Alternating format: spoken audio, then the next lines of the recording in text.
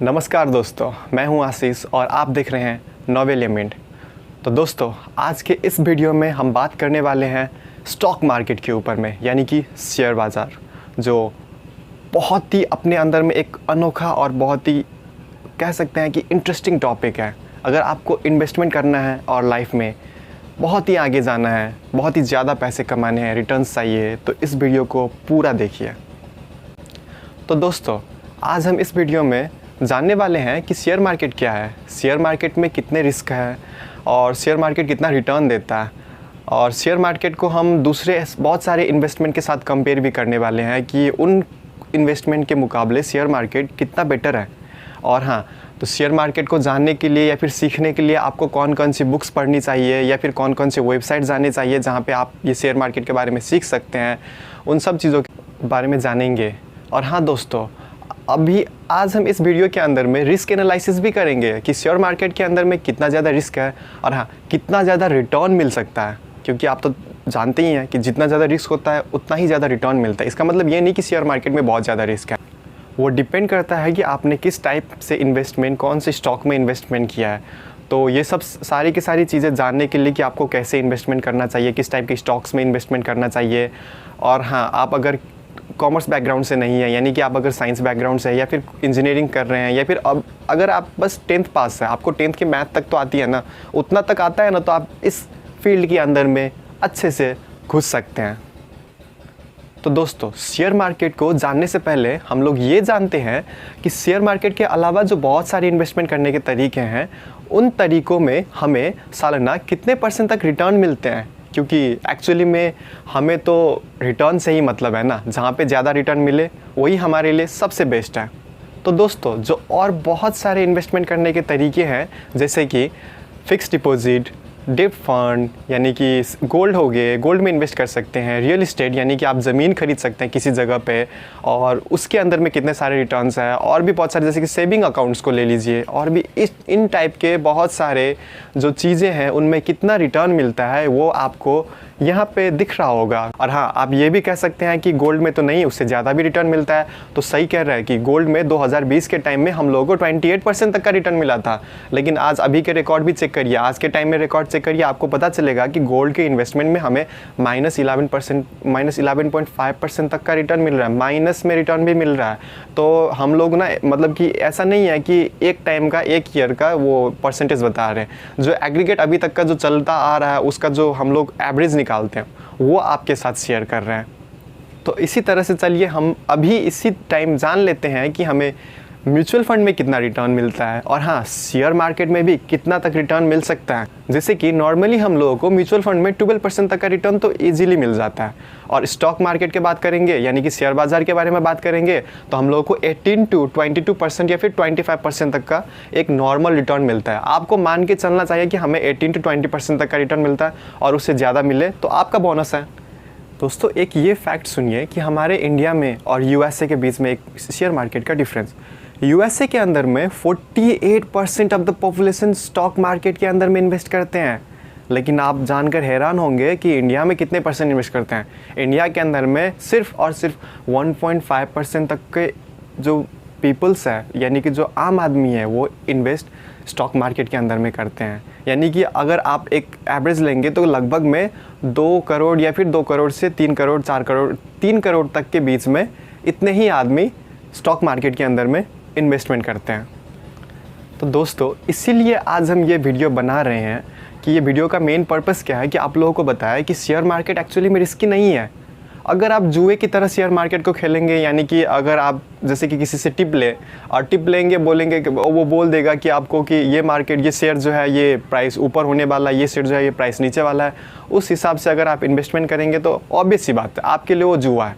Share market जुआ नहीं है। आप उसको स्टडी करिए, उसके बारे में पढ़ाई करिए, उसको एनालाइज करिए, और उसके बाद में शेयर्स में इन्वेस्ट करिए। एक बात कहते हैं, मतलब शेयर्स क्या होता है ना कि जब किसी कंपनी को कभी भी पैसे की ज़रूरत होती है और उसको पब्लिक के पास, मतलब कि बहुत सारी पैसे की ज़रूरत होती है, इतना ज़्यादा पैसा कि मतलब कि एक जगह से एक आम आदमी से या फिर एक प्राइवेट कंपनी से, कुछ प्राइवेट कंपनी से नहीं मिल पाती। जैसे कि अगर आपको 20,000 करोड़ की ज़रूरत है तो हम जैसे नॉर्मल आदमी तो कभी भी प्रीफर नहीं कर पाएंगे, इवन रिच भी नहीं प्रीफर कर पाएंगे। हाँ, ये अलग बात है, अगर आप अंबानी के ख़ानदान से हैं तो आप 20,000 करोड़ तो क्या इजीली प्रीफर कर पाएंगे, लेकिन हम और आप जैसे आदमी अंबानी के ख़ानदान से तो है नहीं, हम लोग प्रीफर कर नहीं पाएंगे। तो अगर कोई कंपनी खोलना चाहे तो हम लोगों को कैसे फ़ंड रेज़ करना है, तो फ़ंड रेज़ करने के लिए हम लोग क्या करते हैं ना कि हम अपने कंपनी को स्टॉक मार्केट के अंदर में लिस्ट करते हैं। और हाँ दोस्तों, ये भी जानिए कि स्टॉक मार्केट ना इंडिया के अंदर में दो है, यानी कि एक नेशनल स्टॉक मार्केट है, स्टॉक एक्सचेंज है, और एक बॉम्बे स्टॉक एक्सचेंज है। और जहाँ पे जाके आप अपना कंपनी को लिस्ट आउट कर सकते हैं, और वहाँ पे इसको हम लोग लिस्ट आउट करने को IPO लॉन्च भी कहते हैं, किसी कंपनी का IPO लॉन्च। उसके बारे में अगर आपको IPO लॉन्च कैसे होता है, क्या है ये IPO लॉन्च, अगर जानना है तो आप नेक्स्ट वीडियो देखिए जो हमारा आने वाला है। इस वीडियो में हम लोग शेयर मार्केट के ऊपर में फोकस करते हैं, ना कि कंपनी को रजिस्टर करने में। तो एक बोल रहा हूँ कि अगर कंपनी को रजिस्टर कर दिया तो वहाँ से आप क्या कर सकते हैं कि आप सीधे सीधे पब्लिक के पास जा सकते हैं, पब्लिक को बोलेंगे कि देखो दोस्त, तुम मेरे कंपनी की ऑनर बन जाओ, मैं तुम्हें कंपनी का अपना शेयर दूंगा और तुम उसके बदले में मुझे कुछ कैपिटल दो, अपनी यानी कुछ पूंजी दो, हमारे कंपनी में इन्वेस्ट करो। वहाँ से जाके जब आप बहुत सारे लोगों के पास में जाके सबसे कुछ इन्वेस्टमेंट मांगेंगे तो जाके शायद 20 करोड़ हो जाए। तो दोस्तों, अब आते हैं हम अपने मेन मुद्दे पे कि शेयर बाज़ार क्या है, व्हाट इज़ स्टॉक मार्केट। तो दोस्तों, स्टॉक मार्केट यानी कि शेयर बाज़ार एक ऐसी जगह है जहाँ पे हम लोग लिस्टेड कंपनीज़ की शेयर्स की खरीद और बेच करते हैं, यानी कि सिंपली कहे तो ट्रेडिंग करते हैं। तो हम लोग इंडिया के अंदर में शेयर्स की ट्रेडिंग बस दो जगह पे कर सकते हैं, एक तो हो गया बॉम्बे स्टॉक एक्सचेंज और दूसरा हो गया नेशनल स्टॉक एक्सचेंज। तो दोस्तों चलिए अब जानते हैं कि स्टॉक मार्केट की हिस्ट्री क्या है। इंडिया के अंदर में स्टॉक मार्केट 1920 के दौरान शुरू हुआ था, और वो शुरू हुआ था मद्रास स्टॉक एक्सचेंज में, जो कि अभी एग्जिस्ट नहीं करता। एंड 1957 में जाके गवर्नमेंट ने बॉम्बे स्टॉक एक्सचेंज को रिकॉग्नाइज किया। तो जब बॉम्बे स्टॉक एक्सचेंज गवर्नमेंट द्वारा रिकॉग्नाइज हो गया था, तो उसके कुछ सालों बाद यानी कि 1986 में जाकर सेंसेक्स को गवर्नमेंट ने लॉन्च किया और उसको नेशनल इंडेक्स बनाया गया इन 1989। और उसके कुछ सालों के बाद में जाकर गवर्नमेंट ने नेशनल स्टॉक एक्सचेंज को रिकॉग्नाइज किया, यानी कि NSE को, इन 1992। और फिर जाके 1996 में निफ्टी 50 इंडेक्स को लॉन्च किया गया बाय गवर्नमेंट। तो ये थी स्टॉक मार्केट की एक बड़ी सी हिस्ट्री की छोटी सी समरी। दोस्तों, अगर आप लोगों को निफ्टी 50 के बारे में नहीं पता या फिर सेंसेक्स के बारे में नहीं पता तो हमारे चैनल को ज़रूर जाके सब्सक्राइब करिए और हमारे आने वाले वीडियो को ज़रूर देखिएगा। आपको उन वीडियो में सेंसेक्स के बारे में और निफ्टी 50 के बारे में एकदम डीप एनालिसिस मिल जाएगी। तो अब चलिए जानते हैं कि स्टॉक मार्केट के अंदर में कितना ज़्यादा रिस्क है।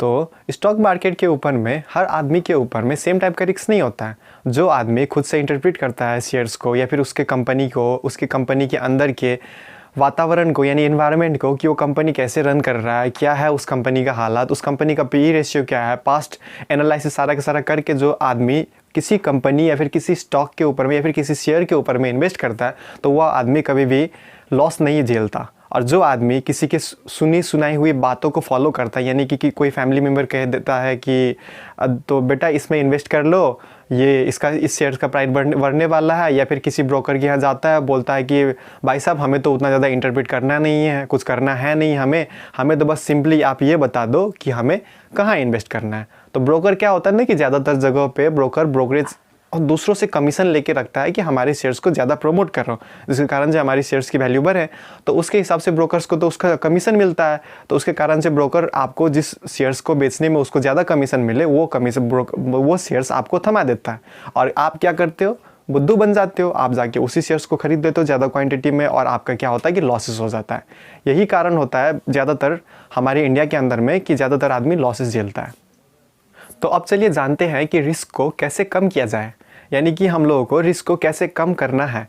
तो दोस्तों, जब हम लोग एक या दो शेयर्स को इंटरप्रेट करते हैं, एनालाइज करते हैं और उसके ऊपर में इन्वेस्ट करते हैं, तो हम लोग को ज़्यादातर चांसेस क्या होता है कि वो लॉसेस में जा सकते हैं। चांसेस ये ऐसे नहीं है कि मतलब वो लॉसेस में ही जाएंगे, लेकिन क्या होता है ना कि होता है चांसेस कि वो लॉसेस में जा सके, क्योंकि आपके पास तो एक या दो ही शेयर्स हैं, तो वो दोनों के दोनों शेयर्स अगर लॉस में चले गए या फिर एक ही कंपनी के शेयर्स लॉस में चले गए तो आपको क्या होता है कि आपको 50% लॉस झेलना पड़ता है। तो हमारा मानना क्या है ना कि आप ना अगर कभी भी इन्वेस्ट करते हो और आप अपना इन्वेस्टमेंट के रिस्क को बहुत ही कम झेलना चाहते हो, यानी कि कम रखना चाहते हो, तो आप ना एक या दो शेयर्स में या फिर दो कंपनी के शेयर्स में इन्वेस्ट मत करिए। आप करना है तो 8-10 कंपनी के शेयर्स में इन्वेस्ट करिए, यानी कि एक पोर्टफोलियो बनाइए, एक पोर्टफोलियो में इन्वेस्ट करिए। तो एक्चुअली में होता क्या है ना कि जब हम पोर्टफोलियो में इन्वेस्ट करते हैं, यानी कि 8 या 10 शेयर्स में इन्वेस्ट करते हैं, तो एक ही बार में 8 या 10 पूरे के पूरे सारे शेयर क्रैश कर जाए ऐसा तो होता नहीं है, कि मैक्सिमम चांसेस क्या होता है कि एक या दो शेयर्स लॉस में चले जाए। तो उससे होता क्या है ना कि बाकी बचे हुए शेयर्स तो हमारे प्रॉफिट में जा रहे हैं। उससे क्या होता है कि जो शेयर्स लॉसेस में चले गए होते हैं उनको भी वो सारे के सारे उसकी प्रॉफिट कवर अप कर लेते हैं। उसके कारण से हम लोग का टोटल प्रॉफिट जो होता है एक्चुअली में, यानी कि वो पॉजिटिव ही आता है, नेगेटिव नहीं जाता। लेकिन अगर आप एक या दो शेयर्स खरीदेंगे तो उसमें होता क्या है ना कि अगर एक भी शेयर्स लॉसेस में चले जाए तो आपको एक्चुअली में लॉस ही झेलना पड़ेगा, क्योंकि हम लोगों का टोटल जो होता है वो नेगेटिव में ही जाता है, जो प्रॉफिट होता है वो नेगेटिव में जाता है। तो इसीलिए दोस्तों जब भी आप इन्वेस्ट करें ना तो ट्राई करिए कि मतलब कि एक ही कंपनी में इन्वेस्ट ना करें। आप ट्राई करिए तो आपके जो इन्वेस्टमेंट है ना उसको डिस्ट्रीब्यूट करिए।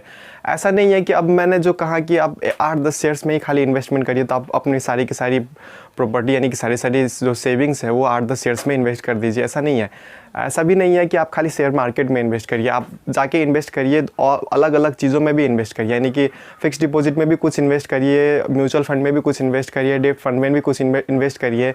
आप अपने इन्वेस्टमेंट को जितना ज़्यादा डिस्ट्रीब्यूट करेंगे आपके पास में इतना ही ज़्यादा चांसेस होगा कि आप प्रॉफिट में रहेंगे हमेशा। तो ऐसा बिल्कुल भी नहीं है कि इसका मतलब कि आपको इतनी सारी जगहों में इन्वेस्टमेंट करना है तो आपको बहुत ज़्यादा मनी चाहिए। मतलब कि हम स्पेशली अगर स्टॉक मार्केट पे फोकस करें तो मैंने कहा कि आप 8 या 10 शेयर में इन्वेस्ट करिए। इसका मतलब ये नहीं है कि आपके पास उतना पैसे आए उसके बाद आप इन्वेस्टमेंट शुरू करेंगे, ये बिल्कुल भी नहीं है। आप कभी भी, हम लोगों जैसे एक नॉर्मल फैमिली, मतलब कि नॉर्मल आदमी सीधे सीधे स्टार्टिंग नहीं कर सकता 8 या 10 शेयर में इन्वेस्ट करके, यानी कि हम जैसे स्टूडेंट्स या फिर कोई भी स्टूडेंट्स हो वो भी नहीं कर सकते। तो हमें करना क्या होता है ना कि एक्चुअली में कि हमें ट्राई करना होता है कि हम मंथली लगभग में 1000 या फिर 500 उतने से शुरुआत करें, और हाँ पूरे के पूरे साल भर उतने में स्टिक रहे, और उसके बाद में दूसरे साल में 15% के हिसाब से अपने इन्वेस्टमेंट को बढ़ाते रहें। तो उससे क्या होता है ना कि आप अगर इस बार एक शेयर्स में इन्वेस्ट कर रहे हैं, दूसरे साल दूसरे शेयर्स में इन्वेस्ट कर रहे हैं, उससे क्या होता है कि आपको एक शेयर्स भी मिल गया, दूसरा शेयर भी मिल गया, ऐसे कर करके आप एक पोर्टफोलियो क्रिएट कर सकते हैं। तो आप लोगों के मन में ये ज़रूर चल रहा होगा कि स्टॉक मार्केट में हम लोग इन्वेस्टमेंट करें तो करें कैसे, शुरुआत कैसे करें, मतलब कि कौन कौन से डॉक्यूमेंटेशन है जो आपको रिक्वायर है, जो आपको करनी चाहिए, मतलब करनी पड़ेगी। तो दोस्तों आपको जान के ये बहुत ही खुशी होगी कि स्टॉक मार्केट में अकाउंट खोलने के लिए, यानी कि डीमैट अकाउंट खोलने के लिए या फिर उसमें शुरुआत करने के लिए, इंटर करने के लिए कुछ ज़्यादा डॉक्यूमेंटेशन की ज़रूरत बिल्कुल भी नहीं है। आप लोगों को सिंपली आप लोगों के पास में आधार कार्ड होनी चाहिए, पैन कार्ड होनी चाहिए और बैंक अकाउंट होने चाहिए, तब जाके आप स्टॉक मार्केट में इन्वेस्टमेंट शुरू कर सकते हैं। तो चलिए अब जानते हैं कि कौन कौन से वो ऐसे बुक्स हैं जो कि आपके इन्वेस्टमेंट की दुनिया में कदम रखने के लिए बहुत ज़्यादा हेल्पफुल होगी। और ऐसा नहीं कि बस शेयर मार्केट के ऊपर में या फिर और भी बहुत जितने भी सारे इन्वेस्टमेंट करने के तरीके हैं, जितने भी सारे इन्वेस्टमेंट करने के प्लेटफॉर्म हैं, उन हर प्लेटफॉर्म के ऊपर में आपको मदद करेगी, लेकिन मोस्टली हम लोग फोकस करेंगे स्टॉक मार्केट के ऊपर में। तो दोस्तों मेरा जो पहला बुक है वो है सबका favourite rich dad and poor dad. ये मोस्टली बुक जो है ना ये बहुत ही इंटरेस्टिंग बुक है, बहुत ही कमाल का। ये जो है ना rich dad and poor dad, ये एक्चुअली में फाइनेंशियल प्लानिंग कैसे किया जाए, आपको कैसे इन्वेस्टमेंट करनी है, आपको एक्चुअली में रिच बनना कैसे है वो सिखाता है। तो हम दूसरा बुक जो है वो बिगिनर्स के लिए है, वो लर्न टू अर्न है। इस बुक में क्या होता है ना, खासियत क्या है कि इस बुक में ना एक स्टॉक मार्केट की एक बहुत ही आसान लैंग्वेज में एक बेसिक सी हिस्ट्री दी हुई है और बहुत सी छोटी छोटी चीज़ें बताई गई है कि आप एक स्टॉक मार्केट में शुरुआत कैसे कर सकते हैं। और तब चलते हैं तीसरे बुक में। तो तीसरा जो बुक है वो दुनिया का स्टॉक मार्केट के किंग के बारे में कह सकते हैं, उनके ऊपर में बुक है या फिर उनका लिखा हुआ बुक है। तो ये बुक है the Warren Buffett way. Warren Buffett एक स्टॉक मार्केट के किंग कह सकते हैं।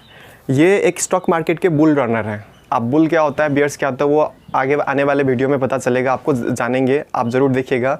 लेकिन ये कह सकते हैं कि ये वॉरेन बफेट वे जो है ना ये बहुत ही अच्छी बुक है, एक बिगनर्स के लिए बहुत ही अच्छी क्वालिटी की मतलब नॉलेज प्रोवाइड करेगी स्टॉक मार्केट के ऊपर में। और जो मेरा ये चौथा बुक है, फोर्थ एंड फाइनल, ये है द इंटेलिजेंट इन्वेस्टर। तो ये बुक लिखा है बेंजामिन ग्राम ने, और ये जो बेंजामिन ग्राम है, बेंजामिन ग्राम सर, ये है वॉरेन बफेट सर के टीचर। तो अगर आप जानना चाहते हैं कि वॉरेन बफेट सर के टीचर वॉरेन बफेट सर ने कहाँ से सीखा और वॉरेन बफेट सर ने कैसे सीखा, तो ये बुक जो है ये सबसे मोस्ट बेस्ट है एक स्टॉक मार्केट के लिए। और एक्चुअली में क्या कहते हैं ना कि स्टॉक मार्केट के बाइबल के रूप में भी इस बुक को जाना जाता है। तो दोस्तों ये थी वो 4 बुक्स जो एक्चुअली में मैंने पढ़े, और मैंने और भी बहुत सारे बुक्स पढ़े हैं, लेकिन एज अ बिगिनर मेरे हिसाब से आपको भी ये बुक्स पढ़नी चाहिए और उसके बाद में स्टॉक मार्केट में आप शुरुआत करिए।